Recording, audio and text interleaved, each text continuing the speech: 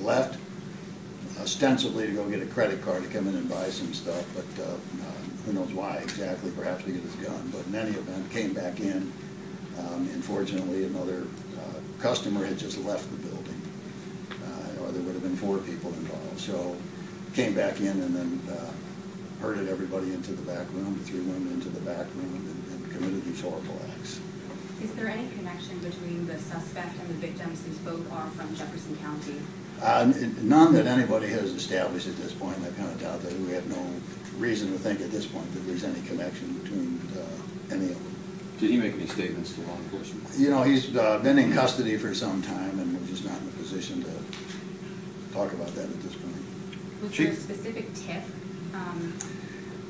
I don't know if there's a specific tip, but I can tell, and as the chief indicated, there were hundreds of calls coming in, and we're thrilled to see that the public took such a great interest in this that, you know, a lot of the tips come in, and there's nothing too small or insignificant. Most of them turned out to be nothing, but we're thrilled that those calls came in and everyone was followed up on. So there were some tips that that led to other things, and it took a while to put all that together. Chief Belmar, could you talk a little bit about how you got the break in the case? Because you didn't even have a picture. It was a hard start, but how did you solve it? We didn't have a picture, but we had some unique items of clothing, and we made sure that at the appropriate time, when we established exactly what we felt the type of clothing this individual was wearing, that then we had the ability to put that out. So, you know, the hat was somewhat distinctive, and the type of jacket, etc. And then I think, without going into too much detail on what really has been a case we've been running hard with for certainly since early this morning, but a recanvass helps. You know, we're going to be out there, you know, talking to people again, not just the first time, but we're asking questions in the vicinity over the course of the next few days. So because of that, and because of a tip, that pretty much broke the case. The charge was that he discarded the clothes after police put out a description. Do you think that he was following the news on this?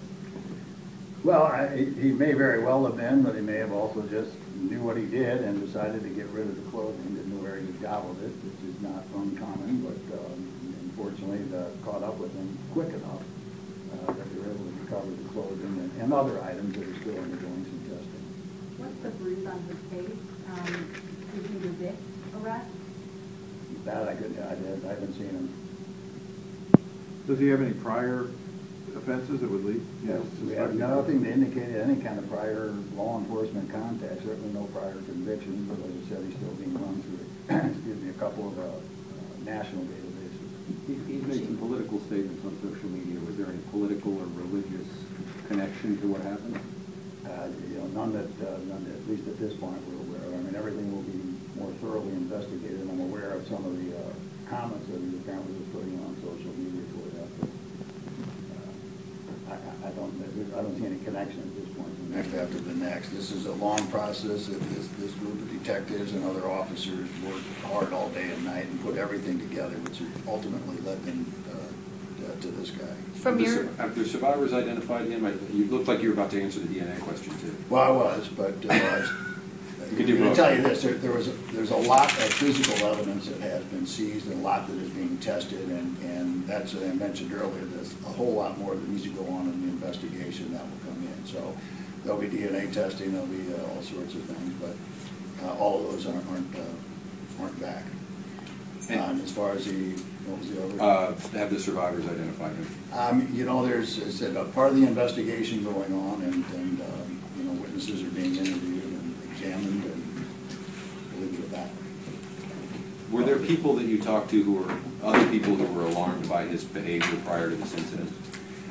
You know, I think that's kind of more of would be more of a follow-up part of the investigation and doing more background on this guy. So. Happy ending to make the arrest, but are you appalled at the lack of surveillance tape at this mall, that he might not have been caught? Well, I'm not appalled by it. I think I'm a little surprised by it. I would have thought that in that environment there on Manchester Road, that there probably would have been more footage than there actually was. I can tell you, the detectives, when I arrived there, I expected to find that there was more footage. You know, Kevin, in this case there wasn't, and so Again, that's part of the complicated nature of this specific investigation. Safe to say there's much more cameras than there used to be back in the day, but I was a little surprised there wasn't more footage. Do you know how he got there and left? Do you like have a car stashed somewhere? All right, thank you.